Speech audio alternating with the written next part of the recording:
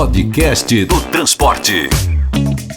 Saiu enfim o novo marco regulatório das viagens interestaduais de passageiros, a nova regulamentação do chamado TRIP, Transporte Regular Rodoviário Coletivo Interestadual de Passageiros. O assunto foi quente durante todo o ano e ainda vai ser digerido junto com o peru e a farofa de fim de ano por todo o mercado. O podcast do transporte vem dando espaço para este assunto porque, além das regras para a entrada de novas operadoras nas linhas regulares, ainda tem correndo por fora a questão do fretamento colaborativo ou transporte clandestino, ou seja, aqueles ônibus que não seguem a regra de ser regulado pela ANTT, partir das rodoviárias, pagar impostos e atender às gratuidades. A gente pegou a novela a partir da minuta de vida curta que a ANTT publicou e rapidamente despublicou no começo do segundo semestre. Nós pedimos para o advogado especializado em transporte rodoviário, Marcelo Brasiel, analisar a minuta, a tal que foi sem nunca ter sido. Esse processo agora consta como investigação preliminar, está na corregedoria. Então tudo que a gente tratar aqui, ele está com base num processo que hoje ele está sigiloso. Esse novo marco regulatório, depois de ouvidas essas considerações feitas em audiência pública, ele tem um espírito muito mais de abertura de mercado, porque ele alterou profundamente os conceitos de inviabilidade econômica e inviabilidade técnica, que antes eram empecilhos para a entrada de novos players nas linhas. E essa nova visão do marco regulatório, ela simplificou esses termos de inviabilidade econômica e inviabilidade técnica. Então, ele traz a sensação de que é um novo marco voltado para uma abertura mais abrupta do mercado. Agora há uma nova minuta, que também não é pública, apesar de vazar aqui e acolá que o documento traz uma visão um pouco diferente. Mas enquanto não sai a minuta oficial, a gente fala de outra questão.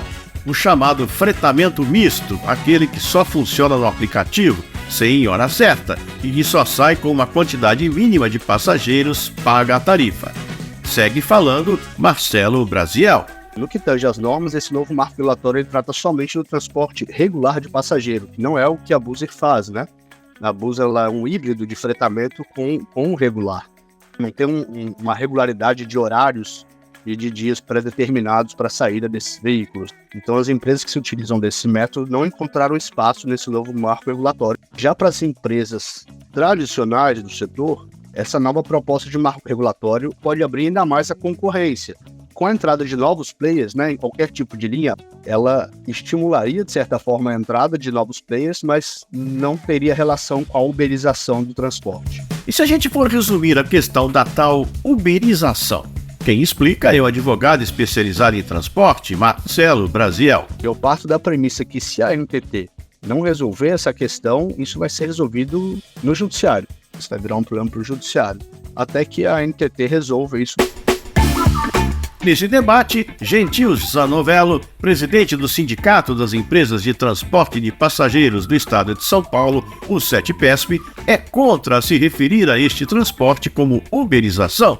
E ele explicou por quê. A comparação do Uber com esses aplicativos, ela não é adequada, porque o serviço de táxi, ele não é um serviço público, como é o serviço de transporte regular de passageiros. Ele é um serviço privado com natureza de público. Se o senhor Joaquim, que tem táxi em ponto ali, em qualquer esquina de São Paulo, ele numa segunda-feira, ele resolve não ir trabalhar, porque é aniversário de casamento dele. Ele vai e não dá satisfação para ninguém, porque ele não tem nenhuma obrigação de horário, ele trabalha o dia que ele quer, como ele quer, a única coisa que tem que cumprir uma tabela definida pela prefeitura de preço. Diferente do nosso sistema regular de transporte. Nós temos tabelas para cumprir, nós não fazemos o que a gente quer. Durante a pandemia, por exemplo, nós tivemos uma queda de até 90% nos passageiros. Esses aplicativos pararam a operação deles, nós tivemos que continuar porque enfermeiros tinham que se locomover, policiais tinham que se locomover. Então, o nosso trabalho não nos permite dizer que, hoje está chovendo, então hoje o ônibus não vai correr. Então, essa é a grande diferença do serviço de táxi. Nas comissões do Congresso, mais debates e o estabelecimento de posições bem divididas sobre a abertura ou não de mercado. No evento na Câmara Federal, Juliano Samor, superintendente de serviços de transporte rodoviário de passageiros da ANTT, a famosa SUPAS, aproveitou para rebater as muitas críticas de que a agência está amarrando demais a entrada de novos players nas estradas, mantendo as passagens caras e deixando só as sobras para as empresas menores. Nós temos observado que a questão da concorrência não necessariamente ele tem um impacto na tarifa. Nós temos um modelo hoje lá em que uma empresa de operadora, em comparação com empresas em mercados que tem mais de 4 operadores, nós observamos que a diferença tarifária, a média tarifária não passa de 7%. 55% da receita de todo o setor está no mercado principal. 45% da receita do setor está no mercado subsidiário. Ou seja, 45% de todo o setor da indústria de transporte rodoviário de passageiros interestadual, ele está no mercado subsidiário. Então, a gente tenta a cada vez mais acabar com essa narrativa de que o mercado subsidiário é um mercado extremamente desatrativo. Não há atratividade neles, tá? 70% do PIB do Brasil, que representa a região Sudeste e Sul, o mercado principal está atuando nessa região. 68% do mercado principal está nessa região em que representa 70% do PIB. E o mercado subsidiário ele está quase 50% dessa região, que representa 70% do PIB. Aonde que não está a atratividade desse mercado? Uma nova regra precisa organizar definitivamente a questão. Ou, como lembrou o Juliano Samor, vai todo mundo recorrer aos tribunais. O papel da agência é exatamente isso, é trazer previsibilidade para o mercado. O mercado está cansado, é uma indústria que mais tem hoje um estoque de questionamentos jurídicos. Não existe uma indústria no Brasil que tenha tanto isso. E nesta mesma sessão já deu para ver como a judicialização parece longe de acabar. A professora e advogada Amanda de Oliveira, por exemplo, acha que é caso, inclusive, de abuso do poder regulatório.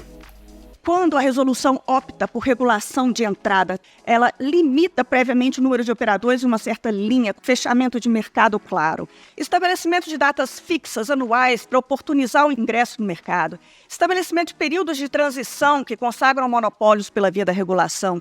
É aqui que está o abuso de poder regulatório. Será que essa minuta de ato normativo resistirá quando ela for submetida a um novo confronto no judiciário? Para fechar a questão, a gente foi ouvir Paulo Porto Lima, presidente da ABRAT, Associação Brasileira das Empresas de Transporte Terrestre Coletivo de Passageiros.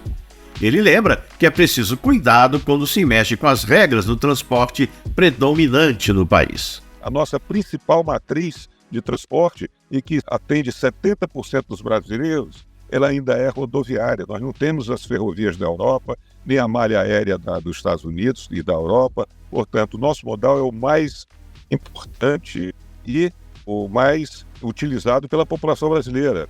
E mais bem avaliado, nós temos acima de 88%, considerando ótimo e bom. Não há na NTT reclamações representativas e relevantes de preços exorbitantes, de falta de serviço, não existe isso.